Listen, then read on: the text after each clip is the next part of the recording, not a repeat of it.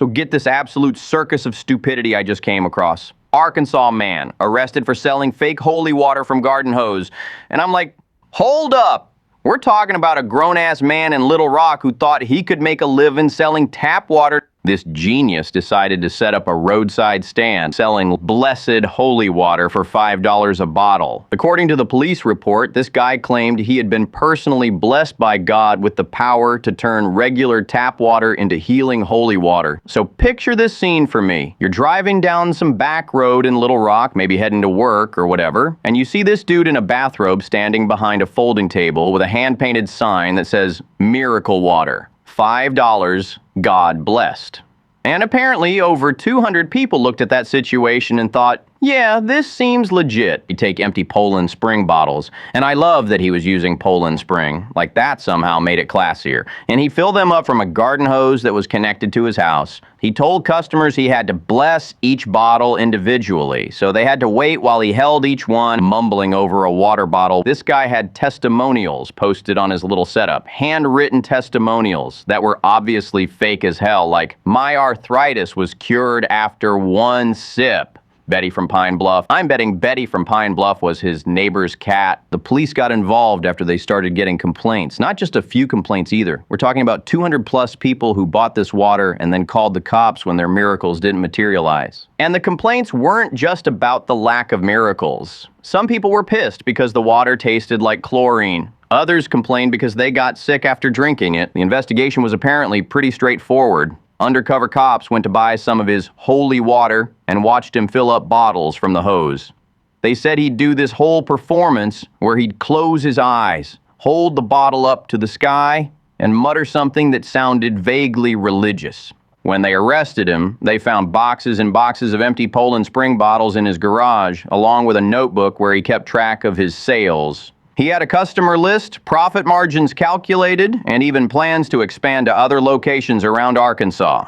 During questioning, he apparently insisted that he really believed he had been blessed with these powers. He said he'd had a religious experience. The religious experience? He claims an angel appeared to him while he was watering his tomatoes and told him to share the gift of blessed water with the world. The angel, he said, looked suspiciously like his deceased grandmother, but with wings made of garden hose. The legal charges are pretty serious too. We're talking fraud, false advertising, operating a business without a license, and potentially endangering public health. The health department got involved because some of the water samples they tested came back with bacteria levels that were through the roof. People were calling in saying they'd driven for hours to buy this water because they'd heard it was the real deal. One woman said she bought 20 bottles because she was planning to start her own healing business using his blessed water. Another guy claimed he was saving up money to buy a monthly supply because he was convinced it was helping his diabetes. This dude managed to run this scam for almost 6 months before he got caught. 6 months. Even after he got arrested, there were still people defending him. Well, maybe the water didn't cure my arthritis, but it tasted better than regular water. The judge set his bail at $10,000, which seems reasonable for someone who was basically running a roadside cult out of his bathrobe. Does this sound like something that could actually happen, or are we dealing with some next-level satire here? Comments are open, and I'm genuinely curious what y'all think about this whole mess.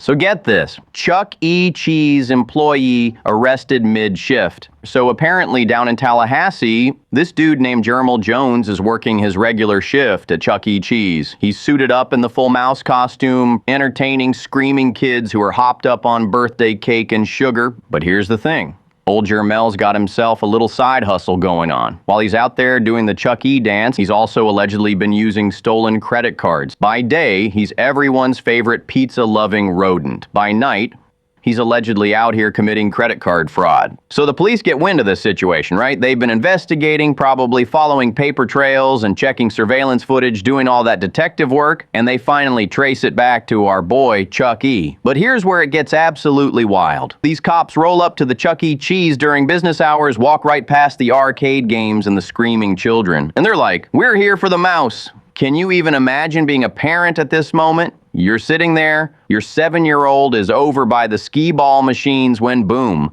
Real police officers start moving through the restaurant like they're conducting a raid. And get this, they got body camera footage. And apparently you can hear kids in the background going, "Oh no," when they see Chuck E. getting handcuffed, watching their childhood hero get arrested in real time. The police spokesman said they checked to make sure he was actually working at the Chuck E. Cheese before they came back to arrest him. When they searched him, police say they found the victim's credit card right there in his pocket. His pocket. This man was walking around entertaining children while allegedly carrying stolen credit cards. But here's what really gets me.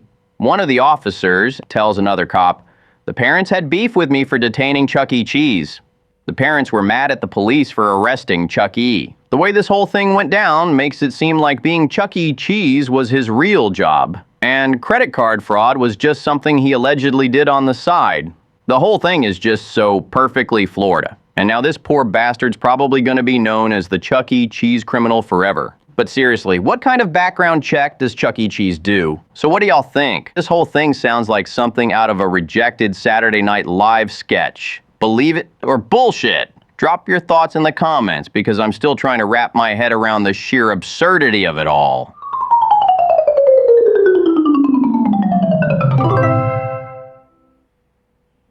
Y'all ain't gonna believe this shit? Florida tried to slap a price tag on Get the Fuck Out.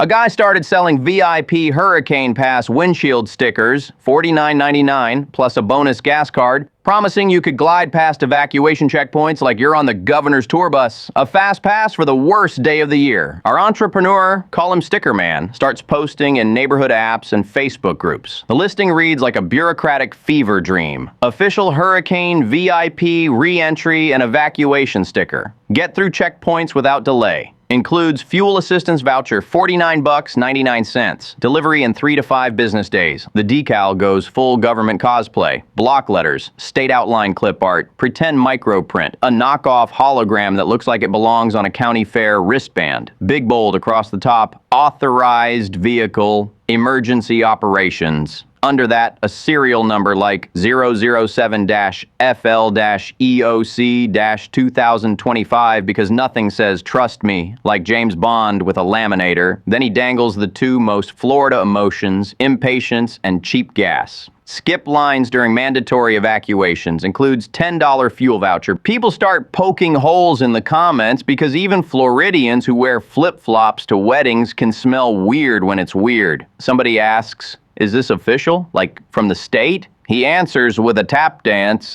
"This pass is recognized by participating agencies and modeled after industry standards."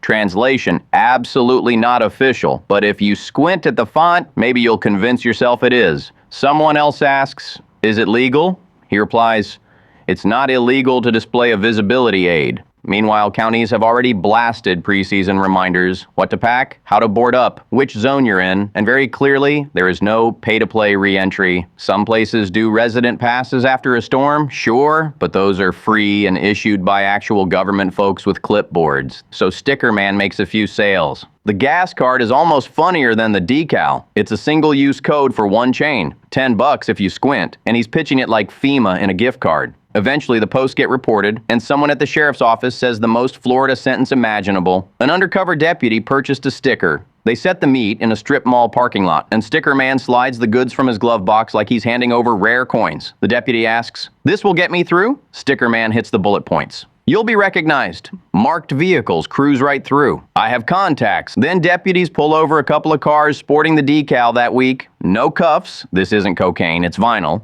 But definitely a license and registration. Where'd you get that?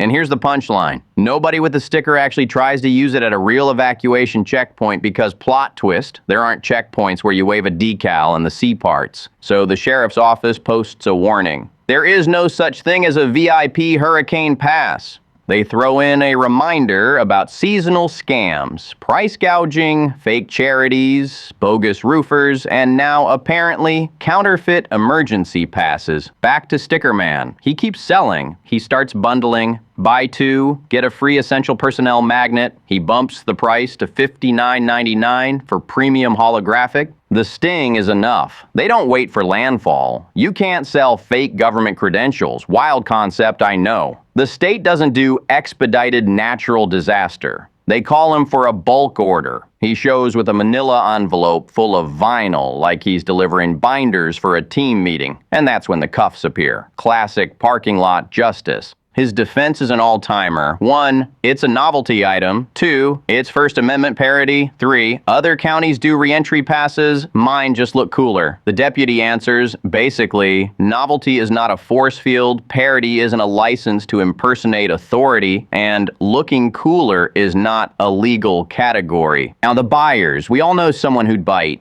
They're not villains. They want control in a situation where there is none. The sticker sells control.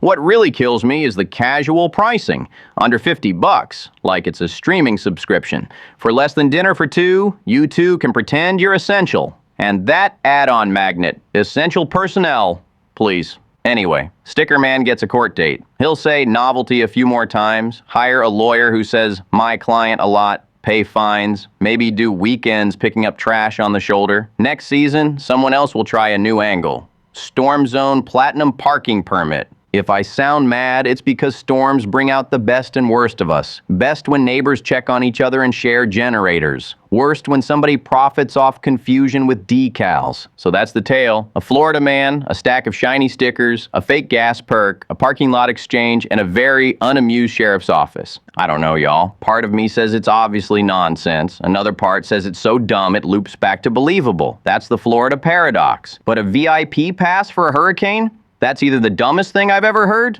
or the most Florida thing I've ever heard. All right, I'm leaning one way, hard, but maybe I'm the crazy one. I swear this sounds fake as hell. Y'all gotta tell me if I'm the one losing it. Believe it or bullshit. Hit the comments and educate me, Florida.